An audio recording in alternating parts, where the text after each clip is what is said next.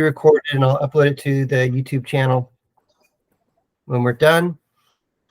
So on Tuesday, the Department of Education announced a delay delivering the FAFSA until the first half of March. So the Department of Education on Tuesday, January 30th, announced that institutions and states will begin receiving the institutional state information records the first half of March.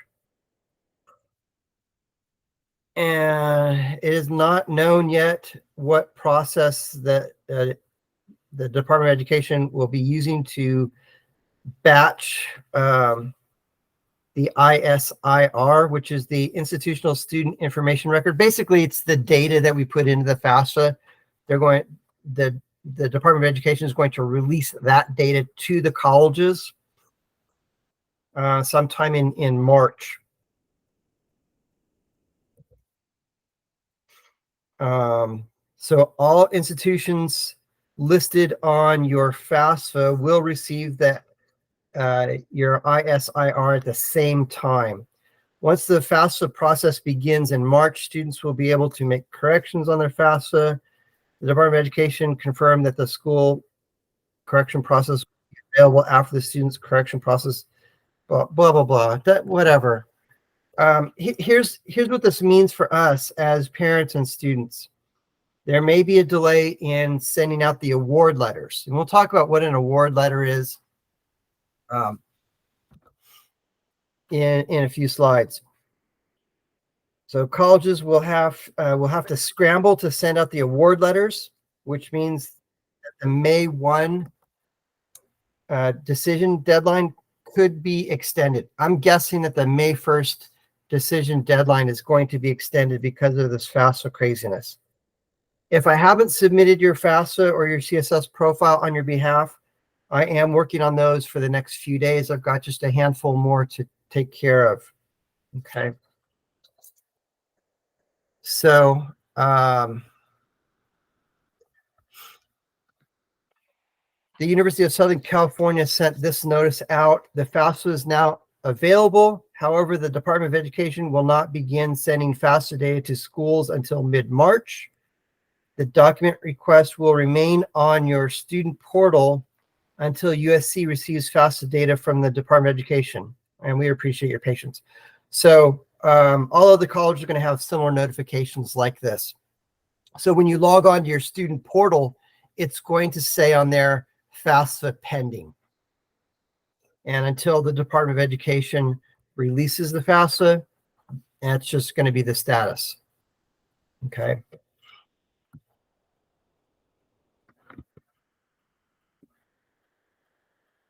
All right, so today's class is the senior spring class.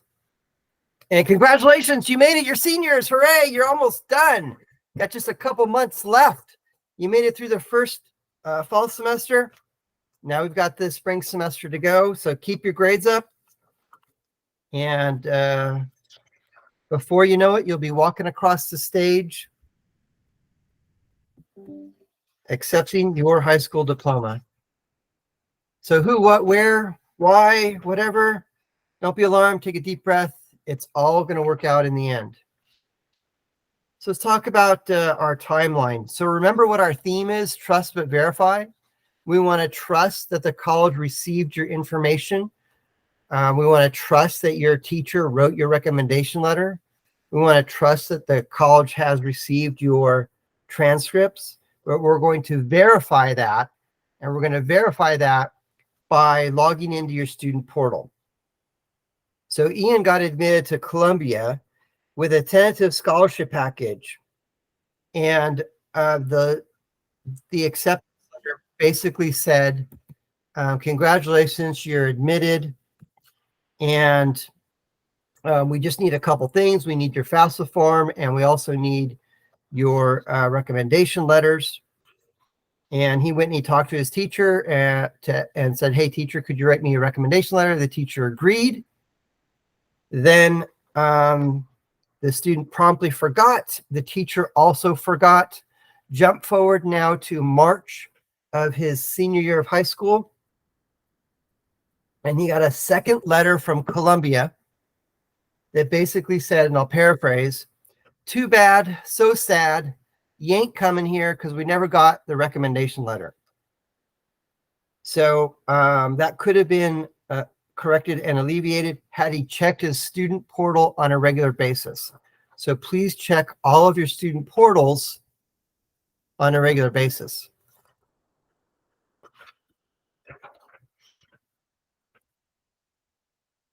Check your application status, log on to your student portal. Do you have any new accolades to tell the college? Send them an email or a letter. Remember, most students are minimalist. When they apply to colleges, they're going to give the college as little information as possible. Here's me, make a decision. We want to give the college more information. So if you have anything new, we want to let the college know. So if you submitted your application way back in October, we've got November, December, and January, 90 days of stuff that you could have done that's not on your original application. We want to let them know. Were you promoted at your job, or you got a new job? Did you make team captain? Did you win the speech contest? Did you go to nationals for robotics? Did you make the improv team? Send them a quick little email and let them know. Dear Mr. Recruiter, I want to let you know that I'm still interested in your college, and I also want to update you on my progress. I got promoted at my job, and now I'm lead fry technician. Sincerely, student. I love that title, by the way, lead fry technician. Okay. Beware of senioritis. There are only a couple months left of high school. Enjoy your last few months, but continue moving forward. Final grades do matter. Ethan, well, that's not his name. I changed his name to protect the guilty. He was admitted to University of Arizona, and based on his junior year grades, he got a pretty nice scholarship there. Well, in his senior year, he got a terminal case of senioritis. Skipped going to class, didn't turn in homework, missed quizzes and tests. His overall GPA plummeted. And when he sent in his final transcript, and this is true for all of you, you will be sending in your final transcript sometime in June after you graduate from high school. So when Ethan sent in his final transcript and U of A got it, and they're like, wow, his grades really plummeted, they rescinded all of his scholarships. You want to come here? Now you have to pay full price, $0 in scholarships. Worst case scenario is they could have rescinded his seat. No, you can't come here at all. So colleges will and can revoke admission for bad grades, as well as a felony charge, including caught with drugs or underage drinking. So don't waste a good scholarship package on being lazy, and don't waste a good scholarship package on getting arrested.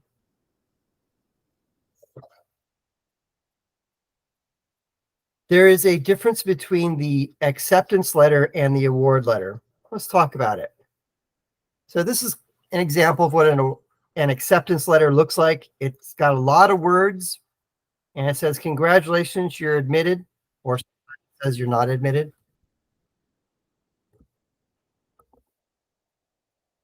And sometimes on the award letter, it'll state on there that they're giving a scholarship.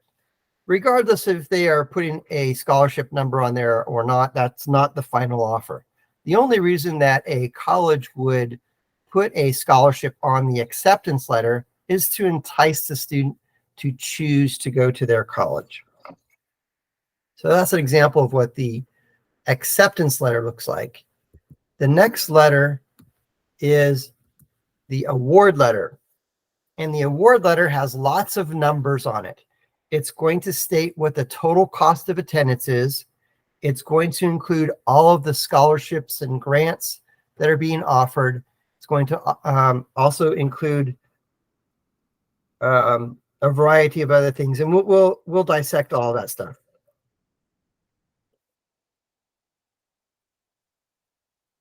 So colleges that are rolling admission will notify students of admission sometime. It could Some of you have already been admitted to some colleges. Some of you are waiting. And some of those acceptance letters are going to come out in February. Some of them will come out in March. If you haven't received your welcome acceptance letter yet, don't worry, but double check your student portal and verify that something's not holding it up. Then in March and April is when the award letter is sent out. And we'll talk about the award letter in a little bit. Basically, the award letter states how much the college is giving you in scholarships, grants, loans, work study, etc. It's an invoice of the cost of college specifically for you. Now, because of the FAFSA delay, colleges may send out the award letter later. Maybe we'll see what happens. Okay, so if you don't have an award letter offering, you should. Yeah, I just said all that. If you don't have an award letter, and you should not choose a college. You shouldn't make it your college selection until after you get all of your award letters. If the college is forcing you to make a decision and you don't have that award letter, then contact me and we'll come up with a game plan with that. Okay. So award letters typically come out in March and April. They might come out later because of this whole crazy FAFSA stuff that's going on for the 2024 FAFSA season. May 1st is decision day. Here's the next day on our timeline. May 1st is traditionally the day that you will notify the college that you will be attending. And you'll send in your deposit and confirm your seat. Okay. For the colleges that you won't be attending, do nothing. Okay. You can accept before May 1st, but I encourage you to have all of your award letters before you make that college selection decision. So on or around May 1st.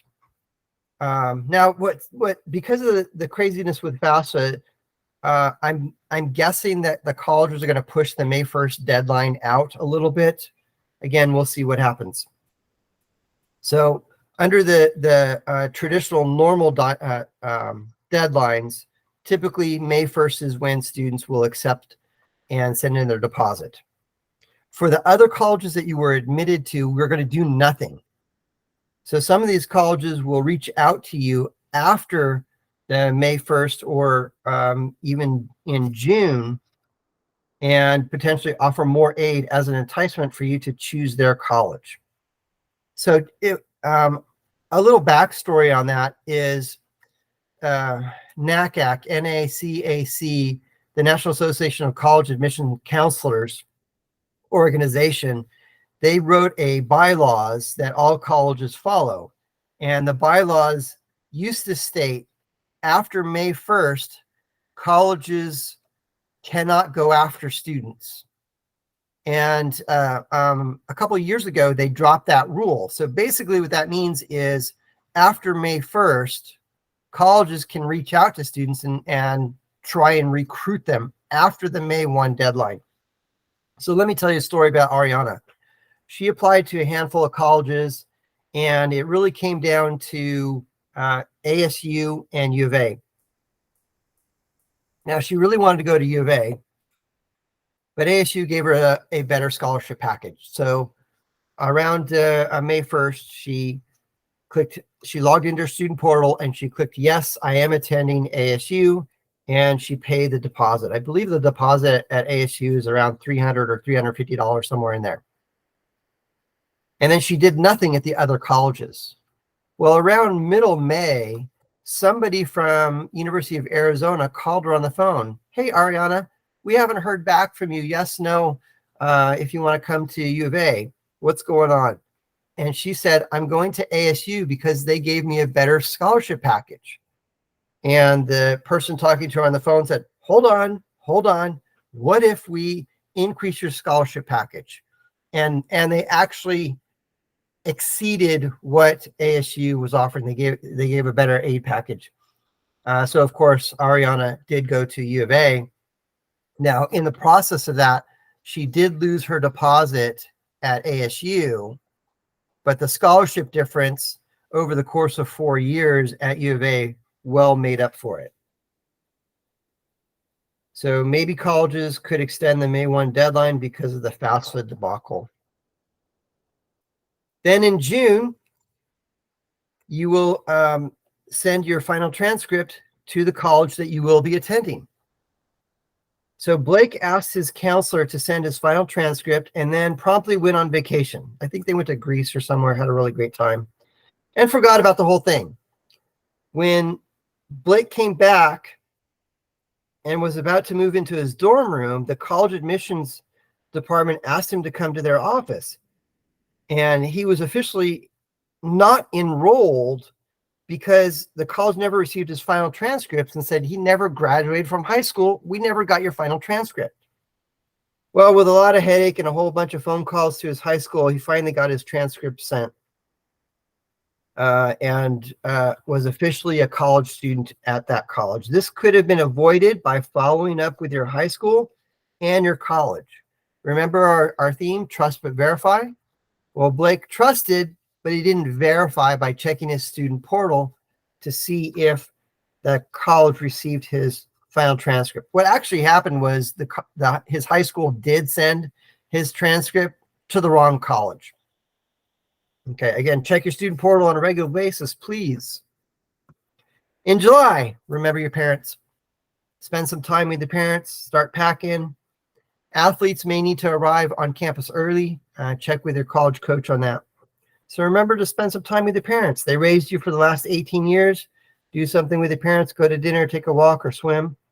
Talk to them. For some of you, your parents won't see you again until the winter Christmas break. Continuing with our timeline, August and September, head out to college. Plan to follow up with the financial aid department. There are strategic times to ask for more scholarship money, and this is one of those times. Some colleges will automatically give you more scholarship money just for talking with the financial aid department. I can't remember which college it was. It was a college back east. If a student went into the financial aid department and asked, is there any more scholarship money? They automatically gave the student $5,000 more per year. So ask if there's any leftover scholarships or grant money that's available. Sometimes there is. You won't get it if you don't ask. Now, here's the question, why? Well, there are some students who had scholarships and dropped out of college before it even started. Well, some of that money is mandated that it must be distributed. So that student had money attached to them. They decide they're not going to go to that college for whatever reason. Maybe they did the strategic plan of not telling another college yes or no, and maybe the other college gave a better aid package. So in Ariana's case, the scholarships that were tied to her at ASU became open when she decided to go to U of A. And some of that money is mandated that it must be distributed. So asking at the right time can get you some more scholarship dollars. So a great time to ask is the first week that you move into your dorm. Go into the financial aid department and ask, are there any additional scholarship dollars that I could get?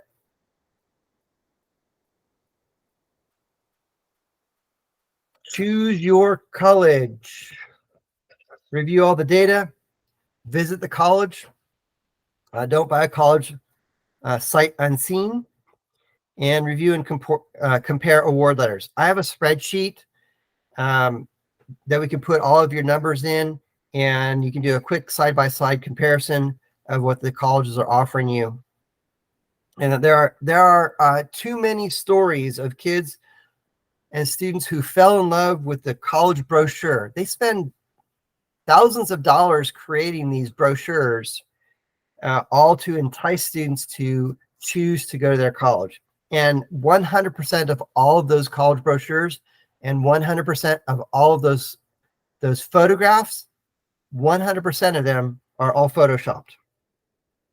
So please go visit the college before you choose to attend that school.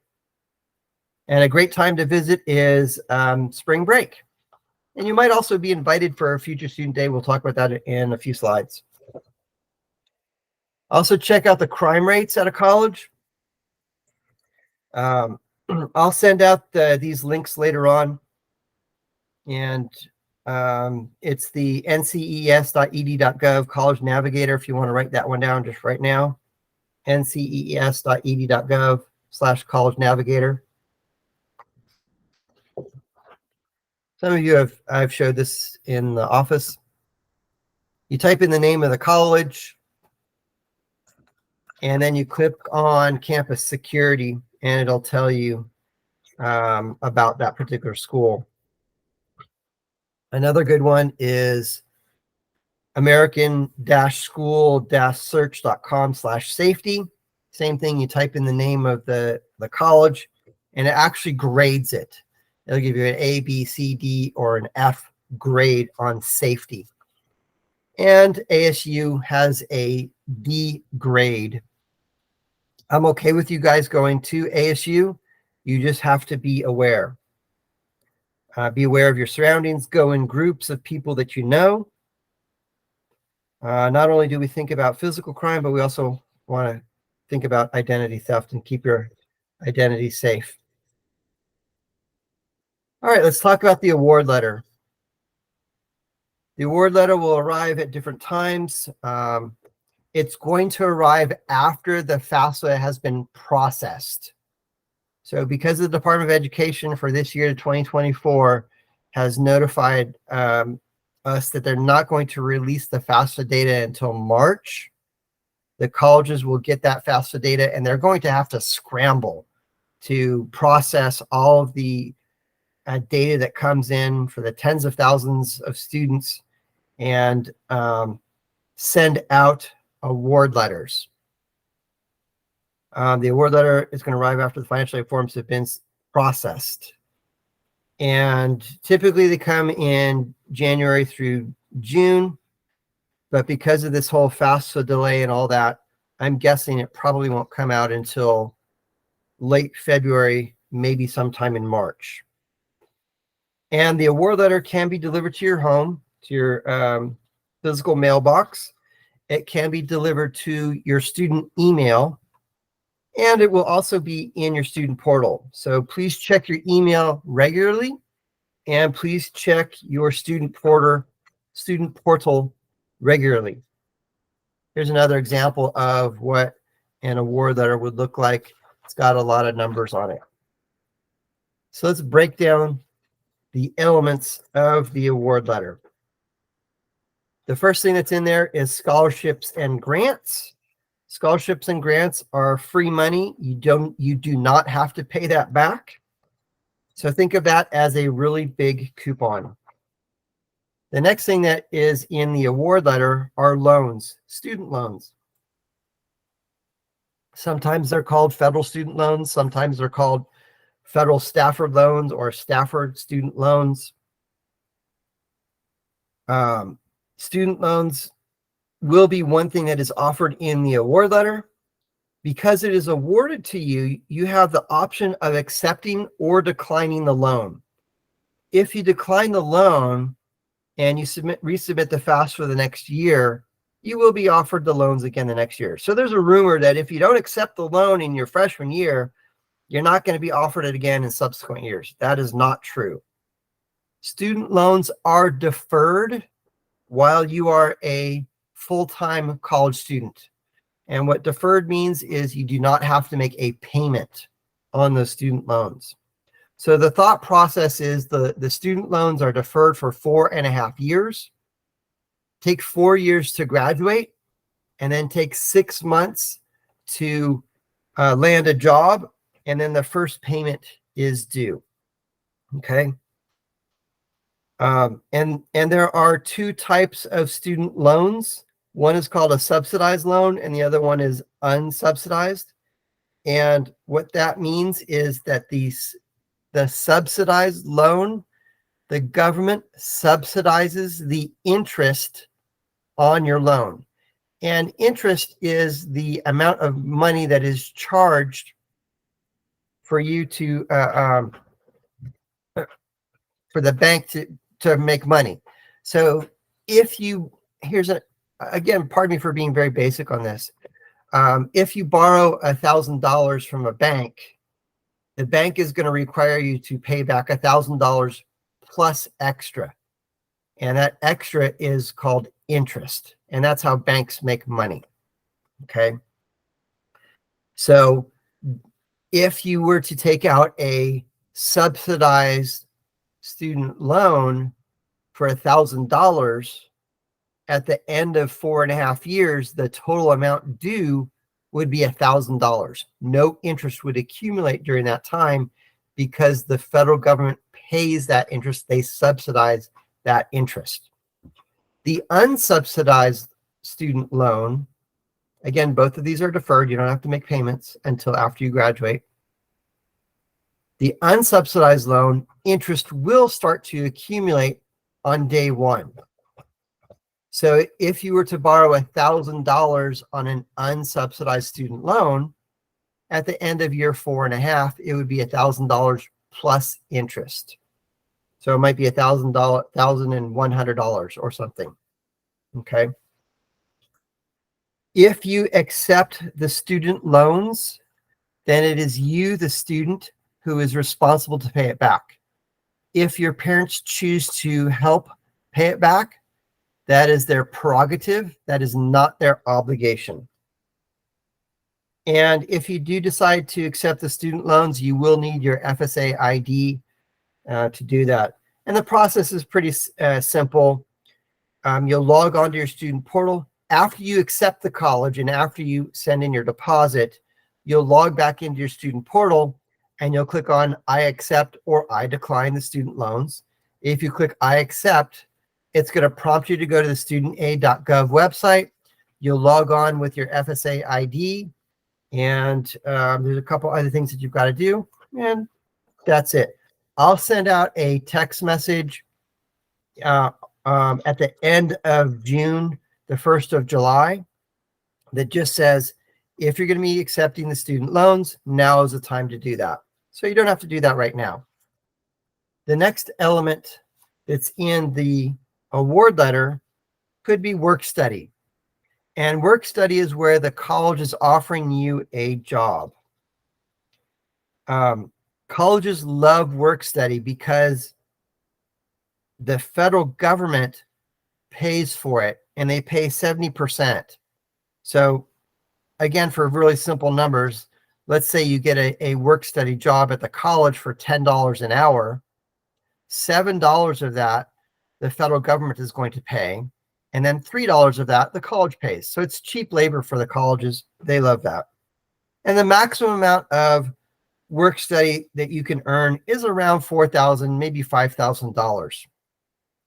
The college is not going to ask you to put in 40 hours a week because you're there to be a student. Now, you can have a work study job and you can have a job outside of college, work as many hours as you want or need for that. And the work study jobs range from teaching assistant, library, cafeteria, maintenance, facility assistant, and more. When I was in college, I had a work study job in the cafeteria.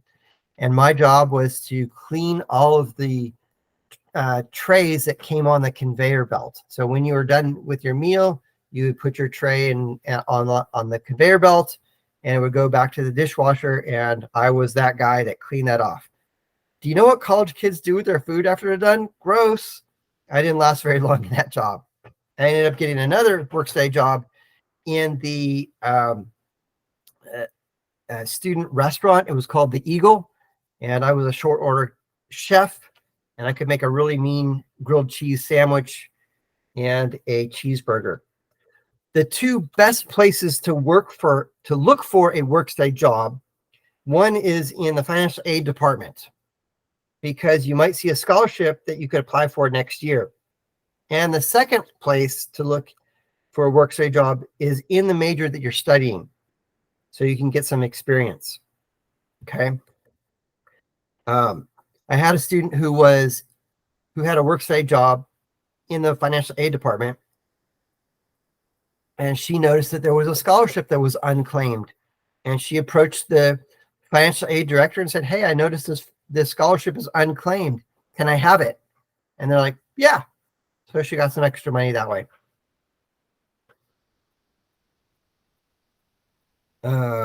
Like loans, you have to accept or decline the work study. Now, I have 3 kids, and my 3 kids, when they went to college, their fall of their freshman year, they didn't do work study, but they ended up doing work study in their spring semester, their freshman year. And the reason why they did that is because they weren't sure, what the workload was going to be in college with all the classes that they were taking and all that stuff. So they decided to decline for the fall, but they ended up in the spring. They're like, "Yeah, I got all this free time. Might as well earn a couple dollars." And then the fifth element, my favorite movie, by the way, the fifth element on the award letter could be the Parent Plus loan. And the Parent Plus loan, those are not deferred. However, you can ask to defer them. And if you accept the Parent Plus loan, then it is the responsibility of the parent to pay it back. Now, if the student chooses to help pay back the Parent Plus loan, that is their prerogative, not their obligation.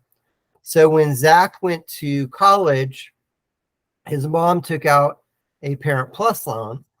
And when he graduated, with a degree in aviation and became a commercial pilot.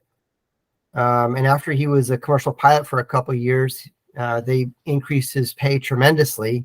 And he's told his mom, "You know what? I'll help pay back that Parent Plus loan. Thank you very much."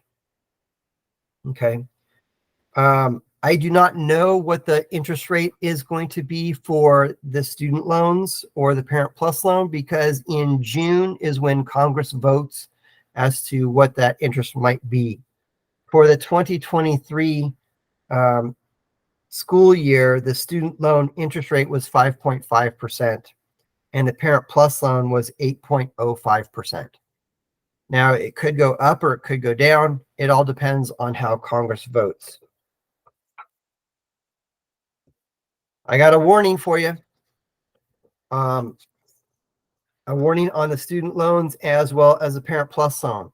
Because they are federally backed by the government, it is near impossible to get these loans written off in bankruptcy court. They must be paid off. And late charges and penalties are very steep. Don't ignore it. If you need help, contact them. They will work with you. After you receive all of your award letters and your acceptance letters, review them and send them to me. I'll put them in my easy to read spreadsheet. And once we have all that data, we can compare them.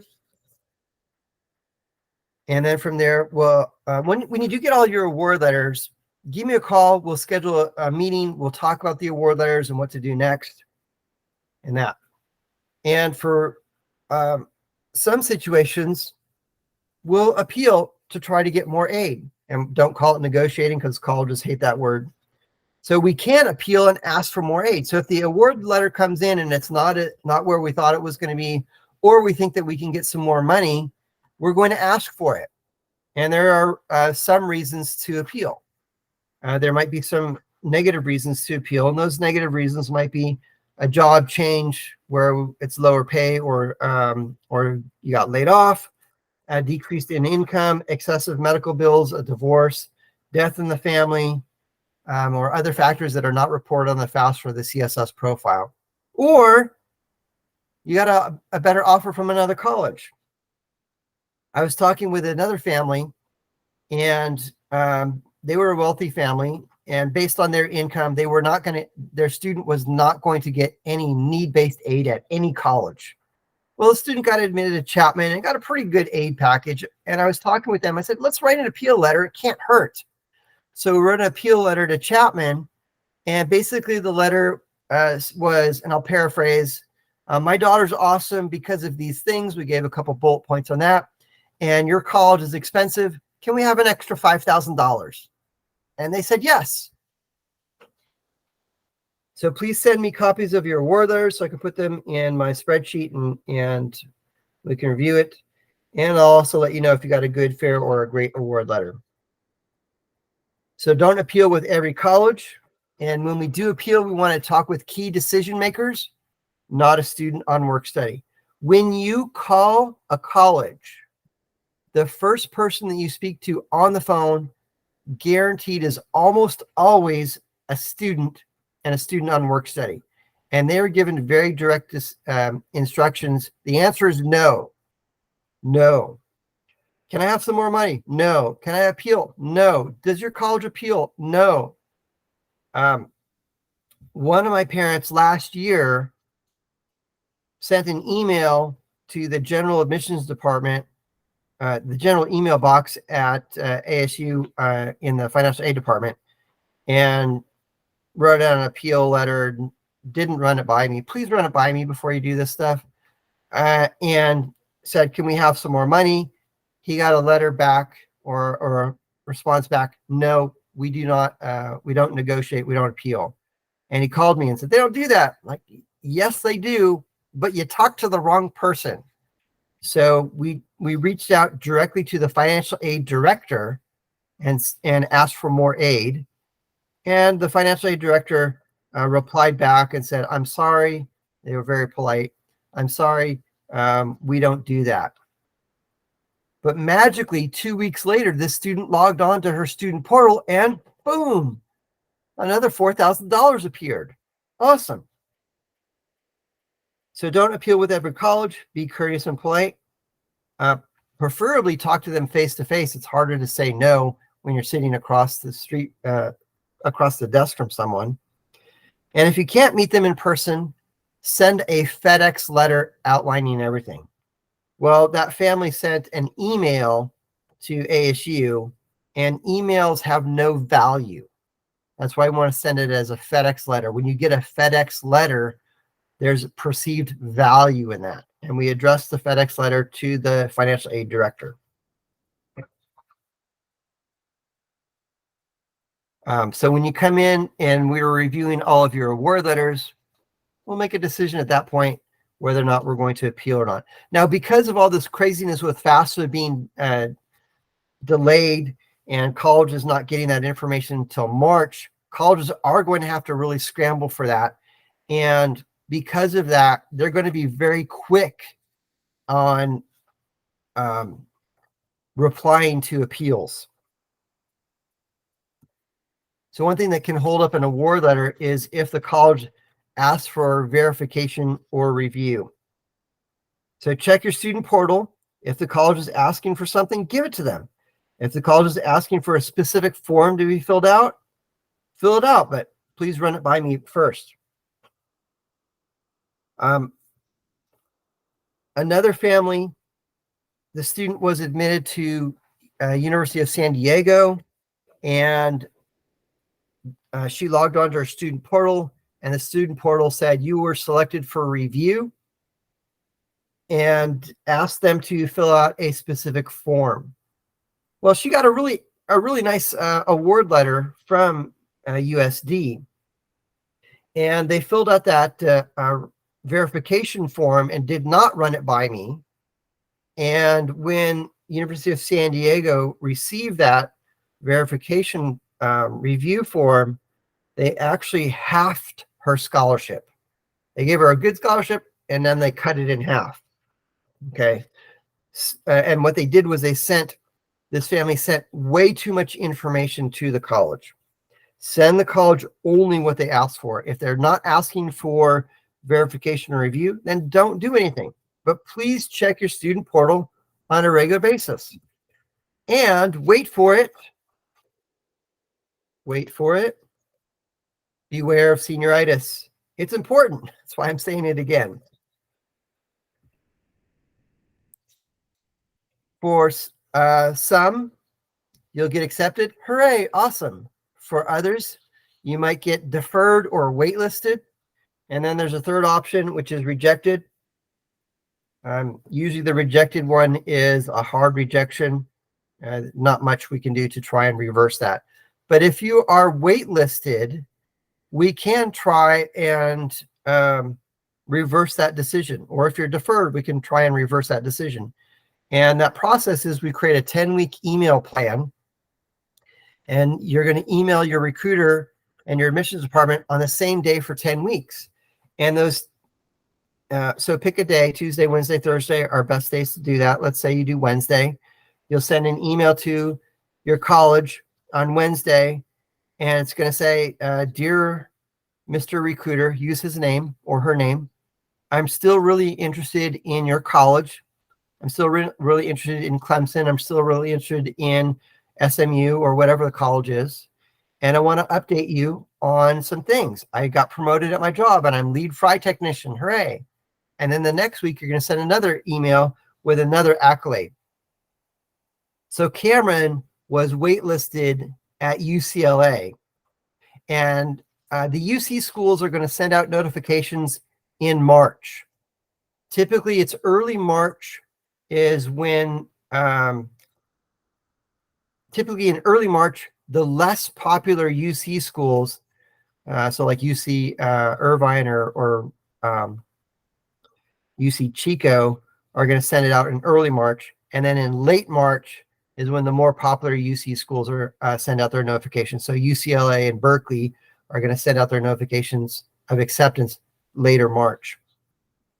Well, Cameron got that notification in late March that said you are waitlisted. We created that 10-week plan, and around the 8th or the 9th week, he got another letter from UCLA that says, congratulations, you're admitted. If that's something that you would like to try, please reach out to me, and we'll talk about the specific strategies specifically for you. Seniors High School Day, Future Student Day, Spirit Day, Admitted Student Day. It's called a lot of different things. And you may be invited to go out and visit the college sometime in the spring. If you have this option and opportunity to go visit, please go visit, especially if you've never been there before. You don't want to buy the college based solely on the photograph they have on their website or the photograph on their brochure. Go and visit the college. May 1st is decision day. That's when you will send in your deposit. Deposits range anywhere from $250 to $1,000. You're going to submit your deposit to one college. Okay. Again, I'm repeating myself, but for the 2024 year, colleges might, but probably extend the decision past May 1st. A couple of years ago, one of the colleges, their whole admissions server crashed, and they extended the deadline past May 1st. So stuff like that happens. That's why it's important to check your student portal on a regular basis. I had a student whose parents called me on April 30th. Hey, my kid never got an admission letter from New Mexico State. We never got acceptance letter. We never got an award letter. What's going on? I'm like, I don't know. Have you checked your student portal? And had they checked their student portal, they would have logged onto the website and seen there is no website because the whole thing crashed. And they could have called them on the phone. Hey, what's going on?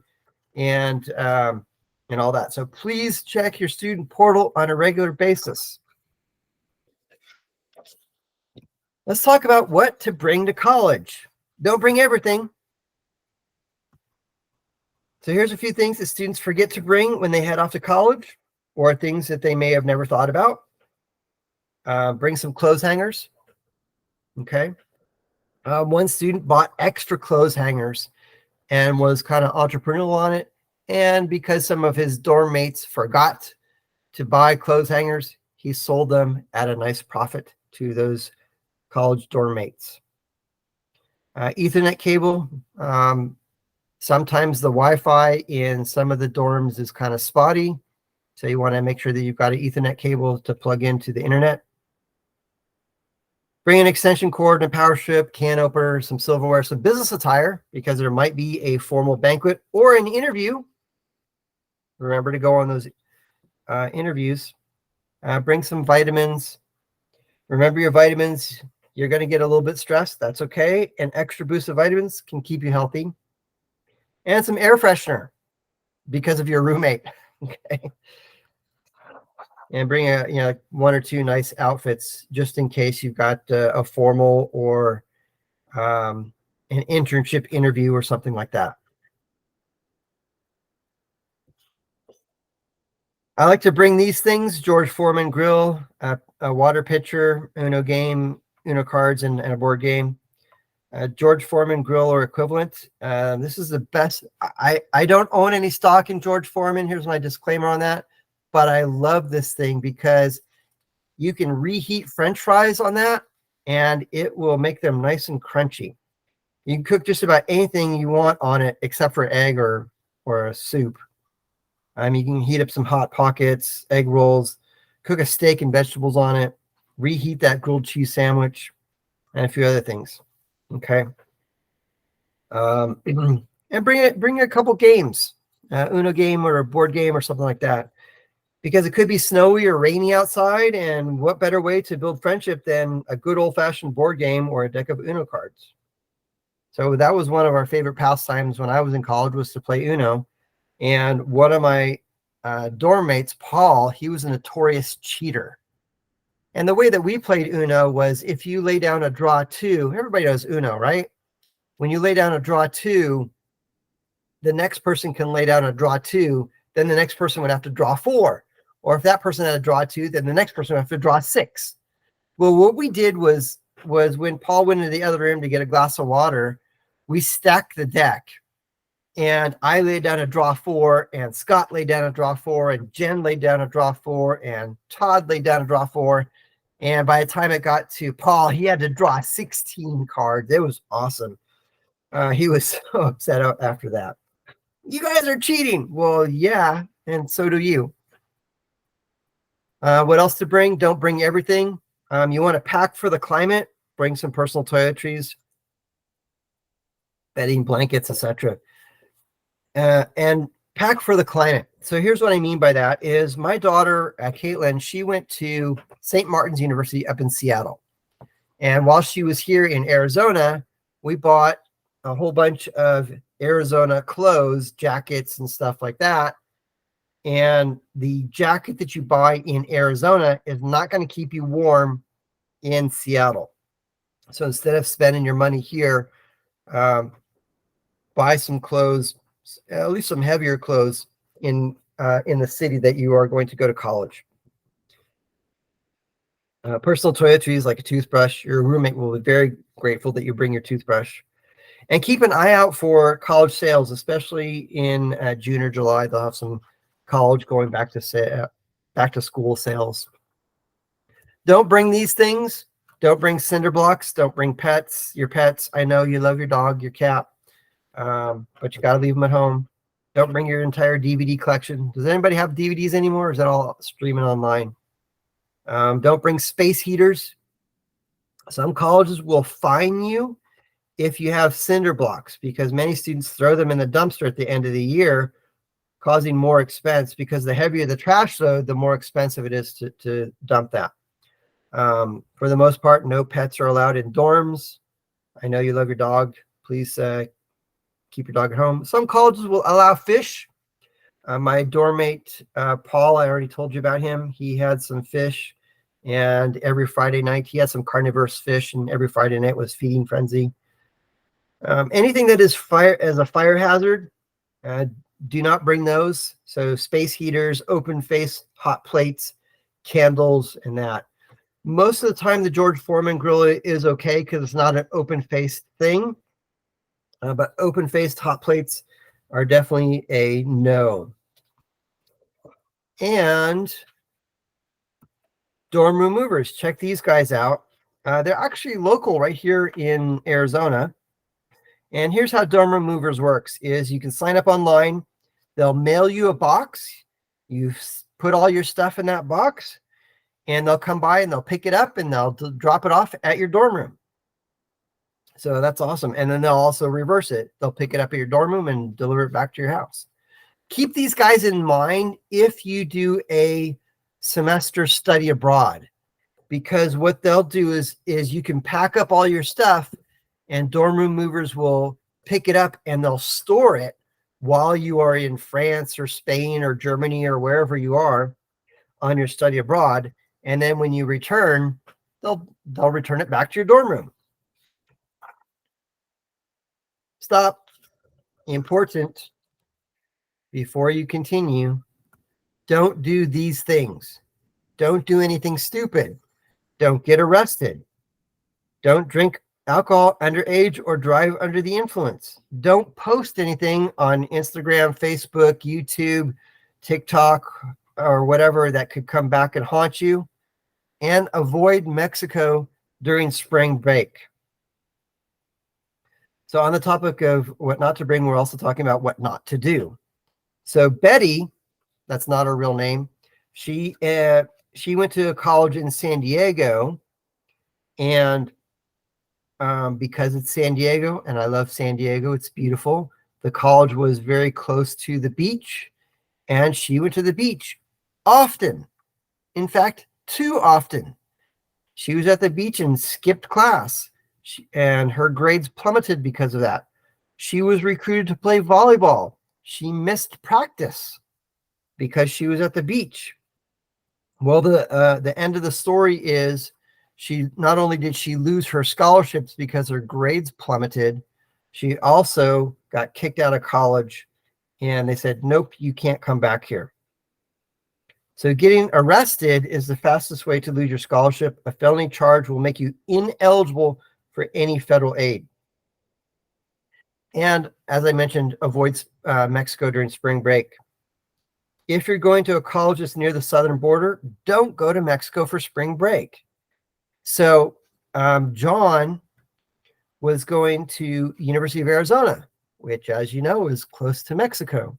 And a lot of his friends, his dorm mates, were like, hey, let's go to Mexico during spring break. It'll be fun. Yay. And John said, you know what? My sister's coming to visit. I think I'll skip it. And it was a really good thing that John's sister visited, because those dorm friends of his went to the Mexican bars and got beat up because the locals don't take kindly to drunk college kids. So don't go to Mexico during spring break. And wait for it, beware of senioritis. I'm saying it again because it's super important. Don't slack off on your grades. You have just a few short months left. Finish strong. So start college right. We're all in the same boat. Don't worry, there are hundreds and thousands of students in the same boat, all new freshmen, just like you. So don't stress too much. There are a whole bunch of new freshmen at your college who don't know what to do, where to go, what to expect, or any of that stuff. After you've been there for a few months or two, everything will seem like old hat. So what do? Plug into the college system. Most colleges are going to require you to live on campus your freshman year, and sometimes even your sophomore year. Not because they want your money, but because they want you to plug into the college system. Colleges want you to go to functions. They want you to go to events. They want you to go to the athletic event. They want you to join a club, belong to a club. Belonging to a club and going to these events, you'll meet other students and you'll make friends. And that's what they want, is colleges want you to make friends. And one of the really great serendipities of college is you're going to make lifelong friends. In fact, my college roommate, Todd, he now lives up in Idaho. He's actually coming down this weekend, and we're going to go hang out and go to dinner and all that stuff. So you're going to make lifelong friends in college by getting out and meeting new people. So make an effort to meet 2 or 3 new people every day for the first week or two. There are other students that are in the same boat as you, all scared, all lonely, all anxious. Meet people who live around your dorm. Hey, how's it going? My name's JD. I live 2 doors down. What major are you studying? Where did you live? Ask all those different questions and go to the student union building to meet people. Students drop out of college for a variety of reasons, and one reason is they are lonely and don't have any friends. This can be avoided by you by stepping out of your comfort zone and saying hello. One of the things that I really wish I would have done when I was in college was meet more students and make more friends, because all of my college friends I'm still friends with. Talk to them, text them, hang out with them still, and all that stuff, even though they live in different states. Here's a story about Nick. Nick's mom called me. It was early January and of Nick's freshman year of college. He was at Creighton University in Nebraska. And Nick's mom called me and said, could you talk to Nick? And I talked to Nick, and Nick's like, I don't know if I made the right choice going to this college. Maybe I should just go to community college and then transfer into ASU, or I don't know. So I started asking him some more questions. How are your grades? His grades were fine. And I found out what he was doing. And he was doing nothing. He was going from his dorm room to the classroom, to the cafeteria, back to his dorm room, that little triangle. Dorm, class, cafeteria, dorm, class, cafeteria. And I said, Nick, here's what I would like you to do. I would like you to go back to college and finish up your spring semester and keep your grades up, of course, and then get involved. Join a club, start a club, join intramural sports, do something. And Nick actually agreed. And in June, Nick and I had a conversation on the phone. Hey, Nick, how's it going? And his response was, Creighton is the best school ever. I love it. It's awesome. The end of the story is Nick did graduate from Creighton. So get involved. Start college off right by checking out some websites. And this is a really good website, ratemyprofessors.com. ratemyprofessors.com. Write that one down. ratemyprofessors.com. Another reason kids and students drop out of college is no guidance, no mentors. So plug into the system and actively seek out help from upperclassmen, professors, admission staff, and counselors. Upperclassmen can tell you which professors to take and which ones to avoid. When Caitlin was going to college, she needed to take a calculus class as per her requirement. And there were two teachers or two professors that were teaching calculus. And one professor on ratemyprofessors.com had a low rating, and the other professor had a high rating. So, of course, she signed up for the class with the professor with a high rating, and she loved that professor and got a great grade in it. Start college right by signing up for the first available freshman orientation. At the orientation, the host will tell you what to expect. They may assign a guidance counselor to you at this time and sign you up for classes. So with orientation, typically you will go to the college on a specific day, and there'll be 100 or 1,000 other freshmen that are there for orientation, and they'll walk you around the campus, give you a tour, and then they will assign you a guidance counselor, and the guidance counselor will sign you up for classes. Okay. Always sign up for classes at your first earliest convenience so that you can get into those classes and graduate on time. One of the reasons why students take 6 years to graduate instead of 4 is because they can't get into a particular class because they waited too long. Well, it was time for me to sign up for classes at 9 a.m. on Saturday, and I wanted to sleep in till 3. Well, get up at 9, please, on Saturday, sign up for your classes, and then go back to bed. Start college right by getting your textbook list. When you sign up for orientation and you sign up for the first orientation, and then you meet your counselor and you sign up for classes. Once you sign up for the classes, you'll log on to your student portal. Please check your student portal on a regular basis. You'll log onto your student portal and it'll list all of the books that are required for the classes that you're taking that semester or even that year. Well, one of the best websites to search for books is bigwords.com. Once you get your textbook list, it'll tell you the ISBN number. You type in that number, click on the go button, and it will search the entire internet and tell you where the cheapest book is. And that. So when my daughter used Big Words for her second semester of her sophomore year, her book cost was $35.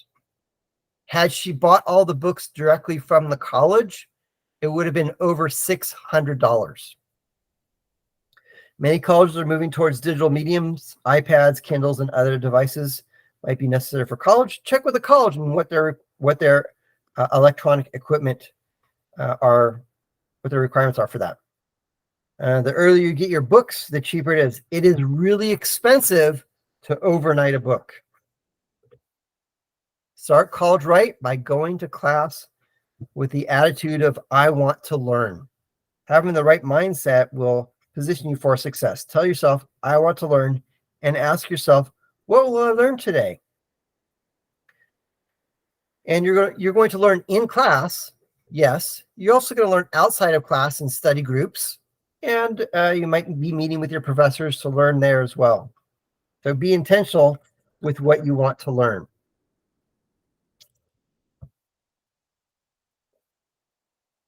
Start college right. Plan on working even if your only job is being a student. So go to class, study, turn in your assignments. No one is there to make sure that you go to class and study. You must self-motivate yourself. So think of the end in mind, and the end is to get a diploma. Many scholarships are lost because a student's GPA dropped below a renewal minimum. This can be avoided by paying attention and by checking your student portal and your grades on a regular basis. Okay? At ASU, the minimum GPA to renew your aid package for your sophomore year is 3.0.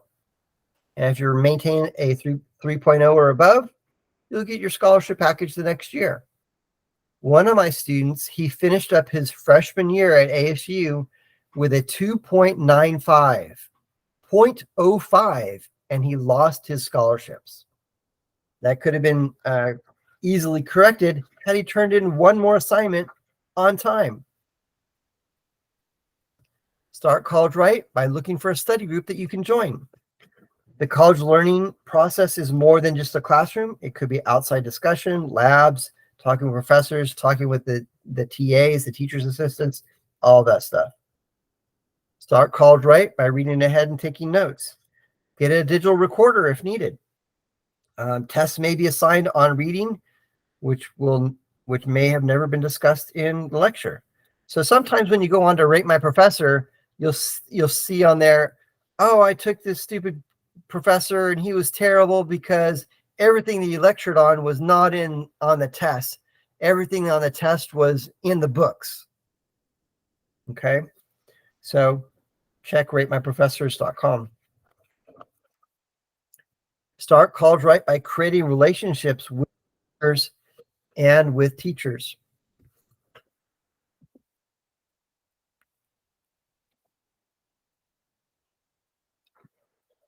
Talk with the TAs and professors, see him or her during office hours, and cultivate a relationship with that person.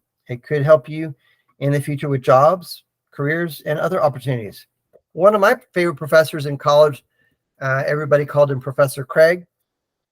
And on Thursday evening, anybody who wanted to go in and talk with him for whatever, he would have open office hours from 7 p.m. to 9 p.m.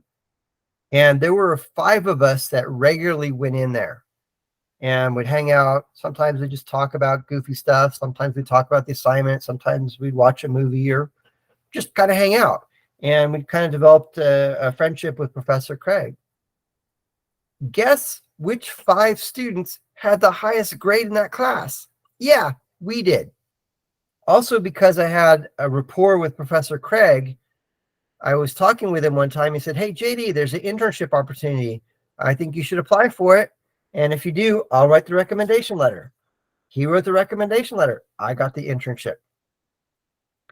When you talk with the TAs and professors, you can ask for help and tips on exams, ask for study tips, and that.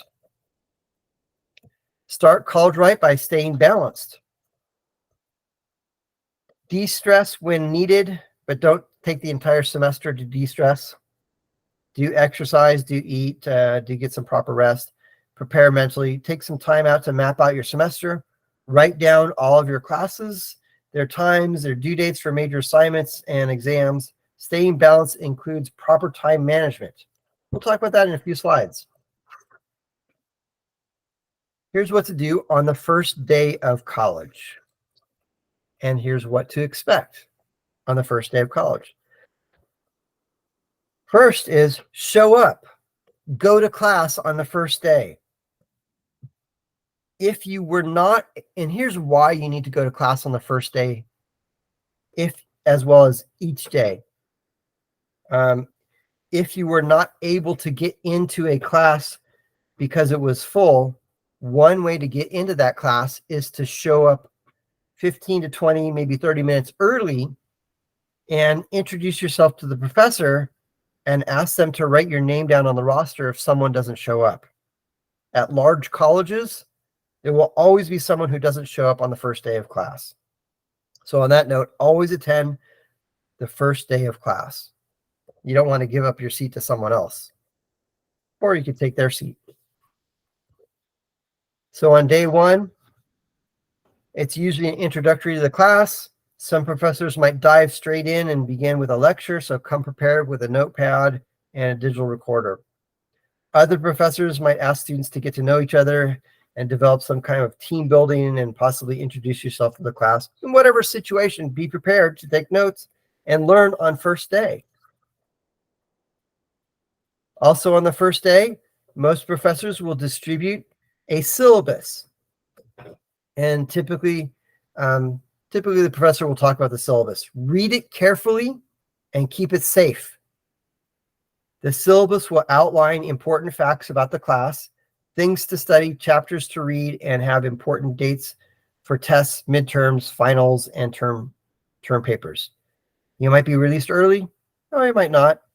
If you are released early, stay in class for just a few minutes and go up and introduce yourself to the professor. Even if you stay for the full class, after class, go introduce yourself to the professor. So take the time out to introduce yourself to the professors. I know it can be scary, but you're an adult now, and you'll be treated like an adult in college. You want to keep that syllabus because that syllabus will outline everything that is going to happen in that class. And the whole excuse of, I didn't know there was a quiz today, I didn't know this term paper was due today, you can throw that out because the syllabus will outline all of that stuff. So be prepared.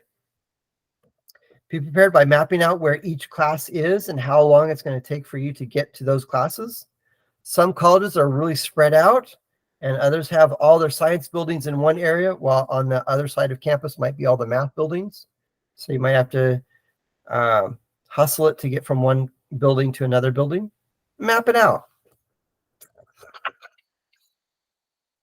Time management. Your time is your time. When you're in college, mom and dad won't be there to wake you up and make sure you go to class on time or do your homework and all that. So be self-responsible. Part of time management is getting a calendar. It doesn't matter what calendar you use, whether it's a paper version or electronic one, just get one and something that can set up reminders. I saw this really giant calendar, and it was laminated so you could write on it with a dry erase marker. So you could write on there, the test is on this date and this assignment is due on that date, and hang that up on your wall. Write it down in one spot. Schedule a study time, schedule a sleep time and a party time, and remember to schedule some call your parents time. What gets scheduled gets done. So write it down. So leave room on the calendar to move things around if needed, but don't procrastinate. It's It's okay for you to tell your friends, no, I'm sorry, I have to study. So plan ahead and work backwards. Plan ahead. If there is a big research paper that's due the last week of the semester, work backwards on the calendar and put a start date on that. Give yourself ample time to accomplish that task. Look for places to study. Some nooks and crannies in the library or study rooms, coffee shops nearby. Those are some really good places to study. When I was at Biola University, a couple blocks down the road was a Denny's. And of course, Denny's restaurant is open 24 hours a day. And during the wee hours of the night, there were a lot of college students that were in there studying. And I would frequent that restaurant often with my study group. Yep. Okay. So be self-responsible. Colleges will treat you as an adult. Some professors do not care if you show up to class or not. They're going to get paid whether you show up to class or not. They're going to get paid whether you get an A or an F. And have the attitude, I want to learn. What will I learn today? So here's why you need to graduate in 4 years. There's the cost and the unrealized cost. So we'll talk about that. And we'll use ASU as our example. The cost to go to ASU for 1 year is $35,000. So if you multiply that times 4, that's $140,000. If a student takes an extra year, that's an extra $35,000. That's $175,000. And if the student takes 6 years to graduate, that's $210,000. Okay. And the average college student takes 6 years to graduate ASU. Don't be a statistic. So if we do the math on that, that's a $70,000 difference. $35,000 a year times 2, $70,000. But is that all? What about the unrealized cost? The unrealized cost is 2 years of lost wages. The average starting salary for a 2023 college graduate is $56,000. So $56,000 times 2 years, that's $112,000, plus the 2 years of college, that's $70,000. Add that together, we're at $182,000 of cost and unrealized cost. For $180,000, you could get this 29. And I looked up this morning. This is a 2019 Ferrari Portofino. You could get it for $180,000. Or you could buy this condo in Mesa. Live there for a few years, then maybe move because you're making more money and rent this out for passive income. So to graduate in 4 years, stick with your major. And while you are still in high school, review your career objectives and your career choices. Have a firm career plan and stick with that. If you have questions about careers or any of that stuff, and you'd like to schedule a meeting to talk about careers and occupations, give me a call. We'll put something on the calendar. It's cheaper to do it now while you're still in high school than flip-flopping between majors in college. To graduate in 4 years, sign up for classes at your earliest convenience. Some classes fill up fast because it's only offered once a year, or the professors are really popular and good. Students need to get in to see faculty and counselors early, and if needed, visit the dean and appeal process, which prevents them from taking classes. So here's my story is when I was a junior in college, I met with my counselor, and my counselor was like, oh, you need to take this class before you can take that class for your junior year. I'm like, well, no. And thankfully I had kept my syllabus, and my syllabus outlined, here's the 100 classes you need to take. Here's the 200 classes you need to take. Here's the 300 classes you need to take. Here's the 400 classes that you need to take. Well, one of the 300 classes that I was going to try and sign up for had a new requirement, and I didn't have that requirement because it wasn't offered that previous year. It was something new. And as a result of that, because I had that syllabus, they're like, okay, we'll waive that requirement. You can take this class. So sign up for classes at your earliest convenience. And if necessary, go to the class 15 to 30 minutes early on the first day. Introduce yourself to the professors and ask him or her to put you on the roster if someone doesn't show up. Guaranteed, someone's not going to show up. So go to class on the first day. Remember I said that's one way to get into those classes is to go and show up and take that seat from someone else who didn't show up. Map out a 4-year graduation game plan. Meet with your college guidance counselor, and map out a 4-year game plan. Know which classes you're going to take each semester, and so that you can and take those classes each semester so that you can graduate on time in 4 years or less. I already told you, because I had a copy of the syllabus and graduation requirements, they couldn't force me to take a lower class that wasn't offered the previous year. So meet with your guidance counselor at least once a semester at the beginning of each semester, and then stay on track.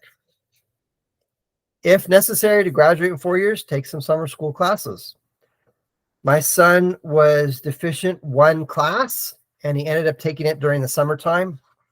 And because he took it during the summertime, he was able to graduate on time. I know you don't want to take summer school, but think of that Ferrari. Think of that condo that you could purchase. In some situations, you could take some summer school classes at a community college if you need to. But before you take those community college classes, make sure that the college that you're attending, the 4-year college that you're attending, they will accept those community college classes. You don't want to waste your time and money on that if they're not going to accept those credits. So that's why it's important to talk with your college counselor on a regular basis. Take a full class load to graduate in 4 years. Don't skimp on class time. Some classes start early and you may be tempted to sleep in. No one is there to look over your shoulder. It's your time to take responsibility for yourself. Take the early classes, but get up early enough and that. So Caitlin took 16 to 18 units every semester and was a mechanical engineering student. And you'll hear that some mechanical engineering students take 5 years to graduate because it's such a heavy class load. Well, she took 16 to 18 units every semester, and she graduated with a mechanical engineering degree in 4 years.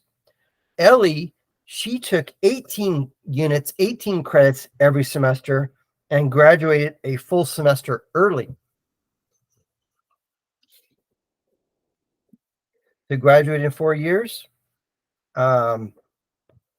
some students go to college specifically to meet their future spouse. That's called the MRS degree, by the way. That's fine. I met my wife in college. Maybe some of your parents met their other half in college. That's fine. But remember what your goal is. Your goal is to finish college with that degree in hand. Too many kids drop out of college because of love, marriage, lust, or whatever. Just finish that degree. So here's a horror story. Student goes to college, meets their future spouse after 2 or 3 years, racked up a ton of student loan debt, and then drops out of college because they got married or whatever. And then the student loans become due. When a student drops below part-time status or drops out of college, the college will send a notification to the loan servicing company, and that student will get a letter in the mail within 30 days that says your loan is now due, make payments. Well, because the student didn't have a degree, they had to get a low-paying job, and it was a struggle to pay off those student loans. So have a 4-year graduation date and goal. When you meet with your counselor, map out that 4-year graduation game plan. Think of the end in mind, and write down, I will graduate in May or June of 2028. So seniors, class of 2024, write this down. I'm asking you to write it down right now. Write it down. I will graduate in May or June of 2028. I will graduate in May or June of 2028. Remember, things that get scheduled get done. So if you write down, I will graduate in May, June 2028, we've just scheduled that. It's going to get done. Go to class on the first day. Remember what I said? We don't want to give up our seat to someone else. And go means go. So let's talk about getting into your career quick. That's our ultimate goal, isn't it? It's to graduate college with a degree and get into whatever profession you want to get into. So focus on the graduation goal, map it out. Students fail to graduate on time because they failed to plan. Students who do not create a graduation goal, I will graduate in May, June 2028. Students who don't map that out are going to take longer to graduate, or worse, not graduate at all. So what is your graduation date goal? May, June 2028. Get into your career quick. Look for internship opportunities. Now is not too early to look for an internship. Continue with internships throughout college and ask for letters of recommendations. Professors are great resources to find internships. Sometimes those professors might have a need of assistance. Hey, I'm doing this research project. Can you help me out? And some of those internships are paid, which is even a double bonus on that.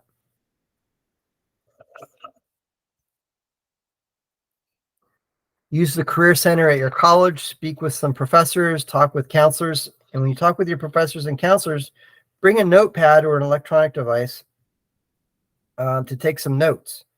Taking notes shows that you value the other person's opinion and time. It might even impress them enough to give you some hot tips.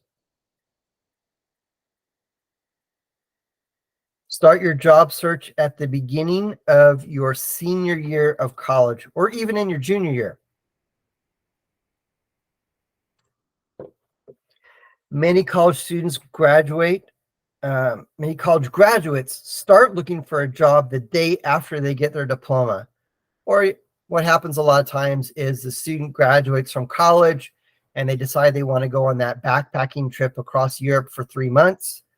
And then when they come back, they start looking for a job. If you start looking for that job while you are a junior or a senior, early senior in your college years, you're going to have more options. I'm going to tell you a story about Cody at the as we get to the end, and all this will make sense to you. So starting early could give you options, so you don't have to take the first thing that comes along. It's all about planning.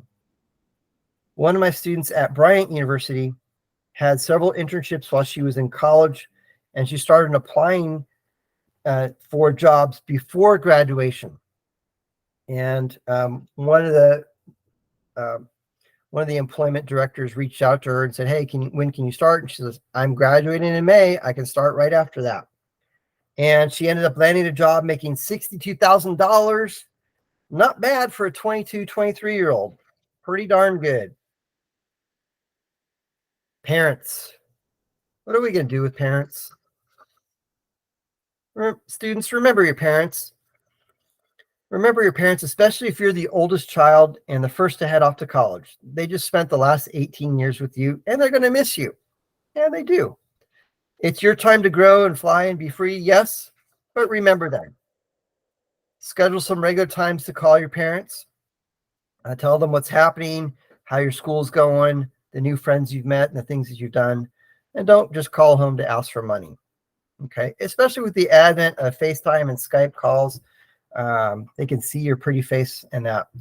If you're having difficulty communicating or talking as you go through your week, write down some bullet points. Oh yeah, on Tuesday they had mystery meat. And then on Wednesday, I went to the ping pong game. That was cool. So you can write down some little notes that you can talk to about your parents. Spring break. When you come home for spring break, Thanksgiving break, winter, Christmas break, etc., schedule some time with your parents. They haven't seen you. They've seen you every day for the last 18 years, and now you're gone for 3, 4, or 6 months. Schedule some time with your parents and your family. Here's a really funny story. kind of, but not really. Virginia, who came home, she went to school in New York, and the day after she came home for the winter break, she announced to her parents, "Hey, I'm going to go snowboarding with my friends up a flag." That's okay. Go have some fun with your friends, but remember to spend some time with your parents. Go out to dinner with them, play a board game with them, tell them all about how Paul cheats on Uno, yeah, and all that stuff. Parents, what are you going to do with them? Your parents will not know what your grades are unless you give them access to your login. Some colleges will require the student to sign an affidavit allowing parents to access the student's information, grades, etc.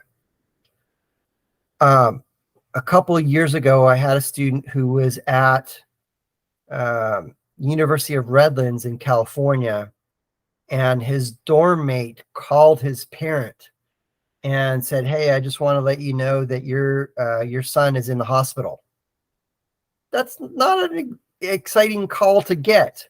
Well, the parent called the college because the accident happened on campus. The parent called the college, and the college would not tell them anything about their student at all because they did not sign an affidavit.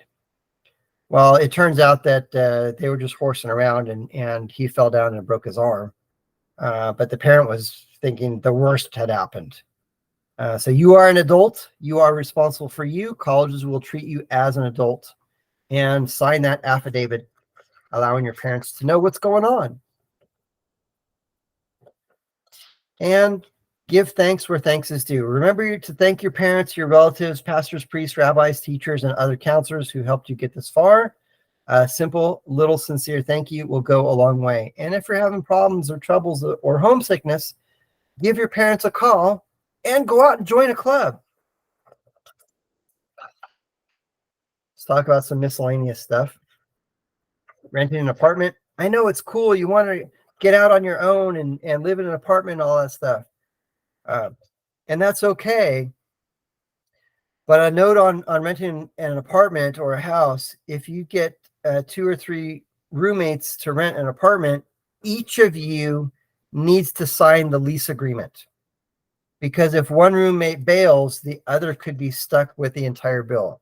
So my brother, he went to school in Washington, D.C., and they rented a house, a 4-bedroom house, and he had 3 other roommates. So 4 people were splitting the cost of the house. Well, one of the 4 roommates ended up bailing, but because they didn't have a lease agreement with that 4th person, they had to split the cost between 3 people now. Okay. So my college roommate, Todd, and I lived in an apartment and had a great time, but there were some difficulties in our relationship that we had to work out. And every time I would leave, I would expect him to, tell me where he's going. And every time I left, I would tell him where I'm going and all that stuff. Yeah. So, but with Todd and I, we both signed the lease agreement. Had I bailed or had he bailed, we wouldn't have both been stuck with just one bill and that. And as I mentioned, Todd and I are still great friends today. It might be more financially prudent to live in the dorm as a resident advisor. We'll talk about that in a couple slides. Student and parent loans. Some other miscellaneous stuff is you will need your FSA IDs for the student and parent loans.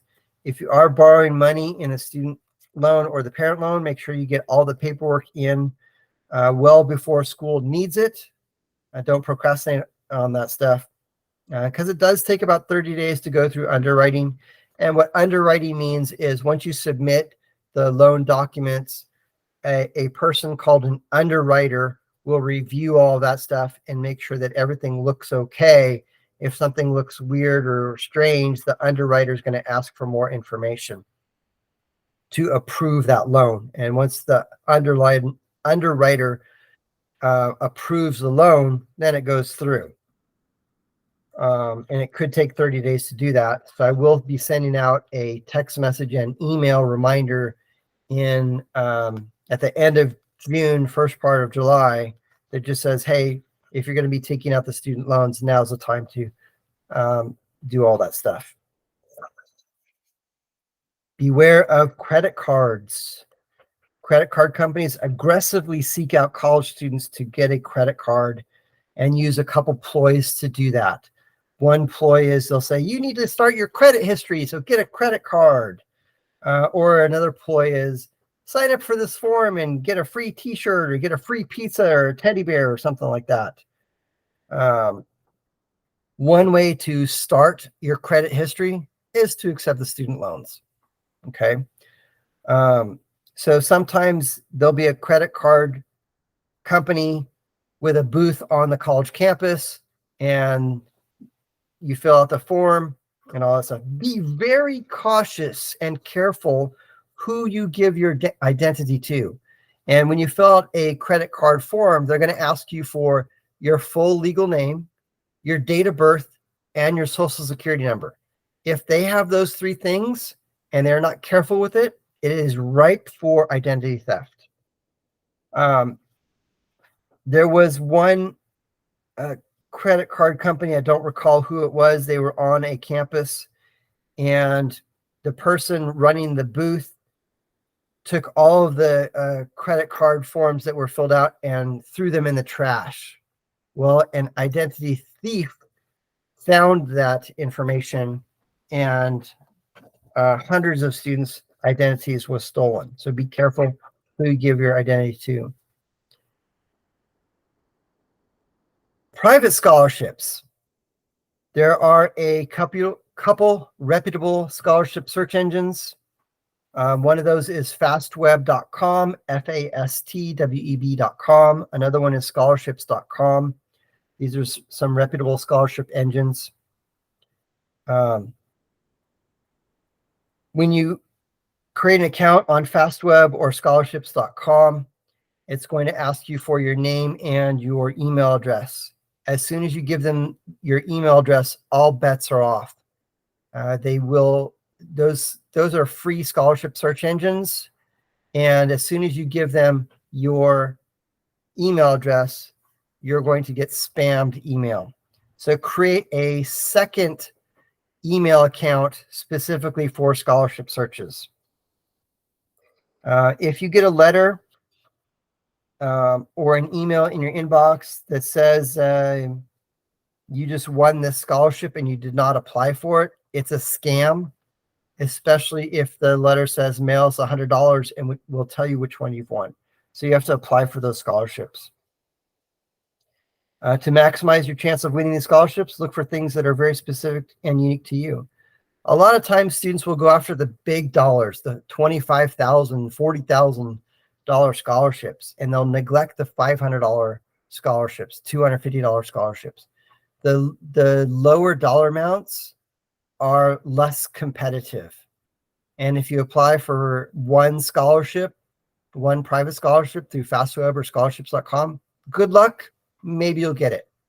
But if you apply to 30 or 40, you'll probably win something. Again, I'm going to tell you a story about Cody when we get to the end. We're almost at the end.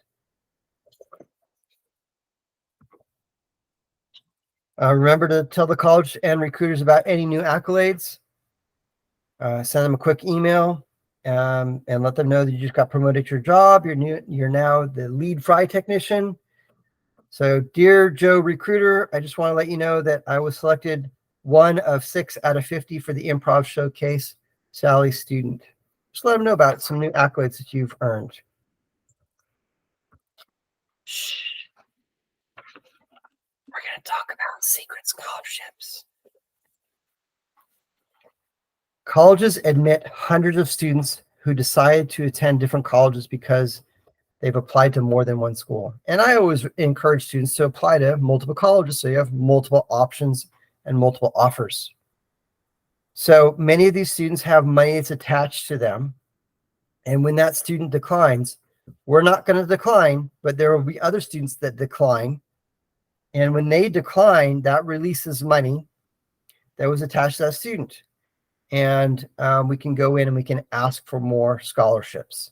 So there are strategic times to ask for more money.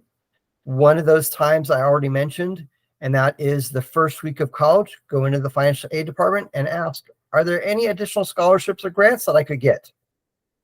Or are there any scholarships that are unclaimed that I can get? And another good time to ask for money is June. It might be a little bit later this year. I will send out a text message to everybody and let them know when is a good time to ask for, and I call it returned money. Because the student chooses to go to a different college and releases that spot, that scholarship money is returned to the college, and some of that money is mandated that it must be spent.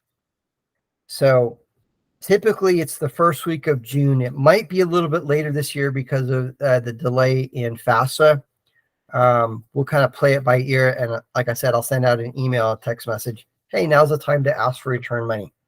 And the process is simple. The parent would contact the college, speak to a key decision maker, and ask, are there any additional scholarships or grants that my student could get? And here's what happens. During the month of May, under normal circumstances, May 1st is decision day, but because of the whole crazy FAFSA stuff, it might be a little bit later. But we'll just go on the traditional timeline. May 1st is decision day. During the month of May, colleges are calculating out who's coming and who's not coming. Did they fill their freshman rosters? If they didn't fill their freshman rosters, they might reach into the wait list to try and fill those numbers. And for the students that are not coming, that had scholarship money, that gets returned to the college. So the college has this proverbial pile of money on their desk, and scholarship or grant money that they are mandated that must be spent. So coming in at the appropriate time during the first week of June and asking, hey, are there any additional scholarship or grant money? And they're looking at this pile of money on their desk going, hey, we got to get rid of this, and asking at the right time and the right person could yield some additional scholarship dollars.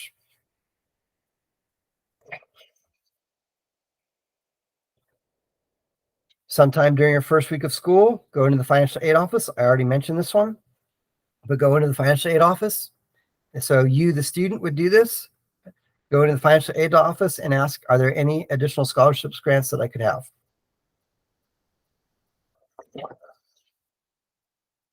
Some more secret money that you could get is being a resident advisor. As a resident advisor, basically what a resident advisor is, or also called an RA, that person is a student who is the dorm floor manager. And they will set up different activities. Hey, we're having a hayride, or hey, we're having the ice cream social in this date. And if you have any challenges or questions or anything like that, you would go and speak with your resident advisor. My son lost his dorm key, and he went to his resident advisor. His resident advisor instructed him, hey, do these things to go get your new key. As a RA, you could get your room and board and your meal plan paid for. So that could be $10,000, $12,000, $15,000, $20,000. Okay. You cannot be an RA your freshman year. You have to live in the dorm for 1 year before you can be an RA. So you could apply for the RA position for your sophomore year and get it, and your dorm room would be paid for.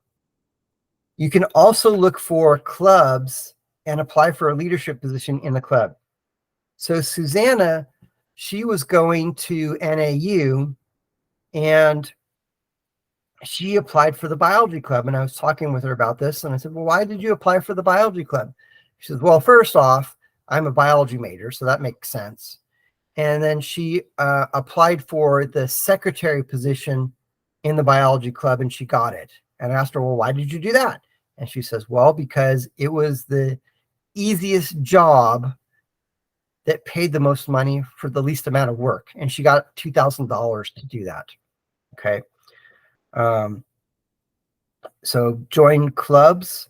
and look for leadership positions within those clubs because they could be paying clubs, paying leadership positions. I had another student who was at Chapman, and he got a full tuition scholarship at Chapman.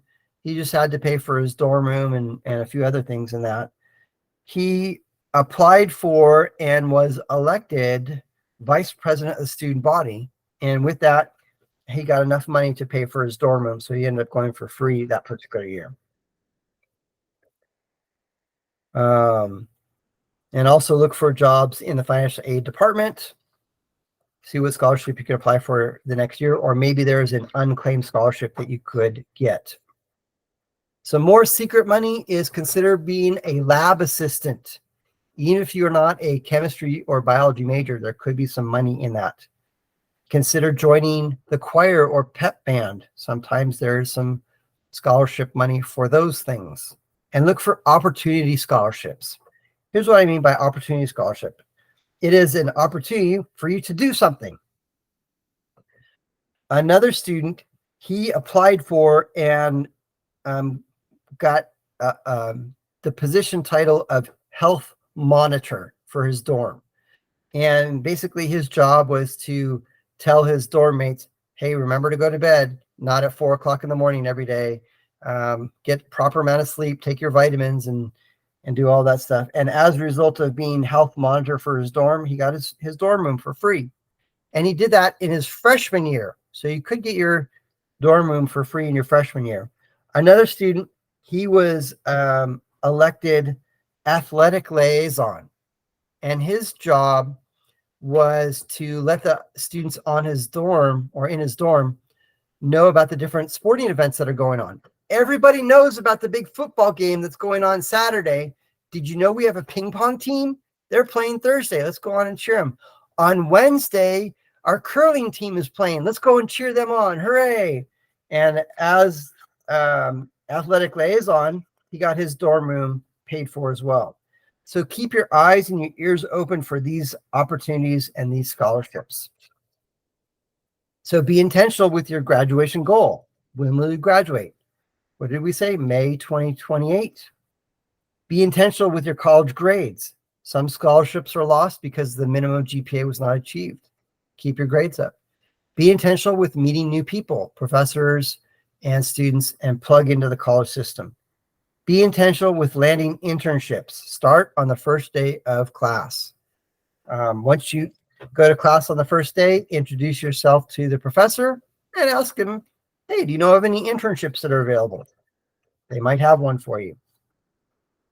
So the adventure begins. Hooray. Congratulations. You're almost done with your senior year. Keep your grades up until the very end. Go to college. Create a 4-year game plan. Learn, grow, have fun. Reach out to other students around you. Make friends. And what I love about college is that I do have some lifelong friends. And please drop me a note every once in a while and let me know how you're doing. I really do appreciate that. So what to do next? Contact me after you receive all of your award letters. Because of the FAFSA craziness that's going on, those award letters might not come out until March. When you do get them, let me know and we'll schedule an appointment and we can review them and decide if we need to appeal or not. Also, let me know if you were selected for review. I'll instruct you on what to do. If you are not selected for review, then do nothing. So please check your student portal on a regular basis. Remember, on May 1st, on or around May 1st, or if they extend the decision deadline past May 1st, what you're going to do is you're going to send in your deposit. You're going to log into your student portal. You're going to click on I accept admission, and then you're going to pay your deposit. And then for the other colleges, we're going to do nothing. So for some of those other colleges, they may reach out to you in May or June, or maybe even July, and potentially offer you more aid as an enticement for you to choose their college. So now you'll have several options. Accept and go to the new college, or use that new better aid package for the college that you are already enrolled in as an appeal to try and get more aid. So there was an article in the New York Times. It was titled "When Colleges Dangle Money to Lure Students Who Ignore Them." So we're going to ignore those colleges to see if they try and reach back out to us after the decision deadline. Remember our theme, trust but verify. So please check your student portals on a regular basis and check your email regularly. Here's Cody. I'm super excited about Cody. He's currently a senior at NAU. He earned the Lumberjack Scholarship and a few other scholarships from the college. And the scholarships that he earned, there was still a gap as to what the total cost was. He took the summers before school started and used that summer to search for private scholarships to fill in that gap. He applied for a ton of different scholarships and he won a bunch of scholarships. Also in his junior year, he applied for several engineering internships and landed a great internship his senior summer. The company that he got the internship paid for his moving expenses. They gave him $8,000 to move. I'm like, Cody, you only got a suitcase. It's not like he had a whole house full of stuff, and furniture and couches and beds and stuff that need to be moved. But that money that they gave him for moving expenses, he was able to use that to pay for rent for his apartment. And then upon graduation, the company said to him, we are going to give you a full-time job. So he's already got a job lined up, which is super awesome. On top of all of this, Cody is going to graduate 100% debt-free. And why? It's because Cody used his summers to look for private scholarships through FastWeb and scholarships.com, applied to a whole bunch of them, and won a bunch of scholarships. And because of all that, he did not have to take out any student loans.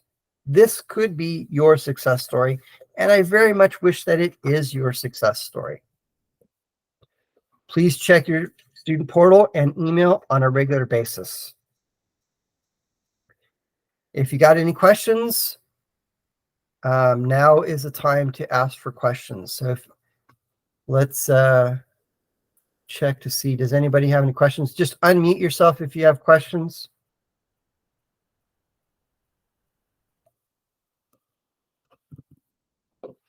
If we don't have any questions, I'm going to wait a few more seconds.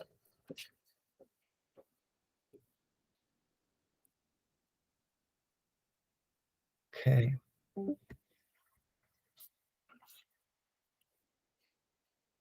And thank you for attending the class. If you do have any questions, give me a call or send me an email. And please leave us a 5-star Google review. Go to Google and type in AZ College Planning and click leave a review. And when you leave that 5-star review, I really appreciate it because it helps with the Google algorithm.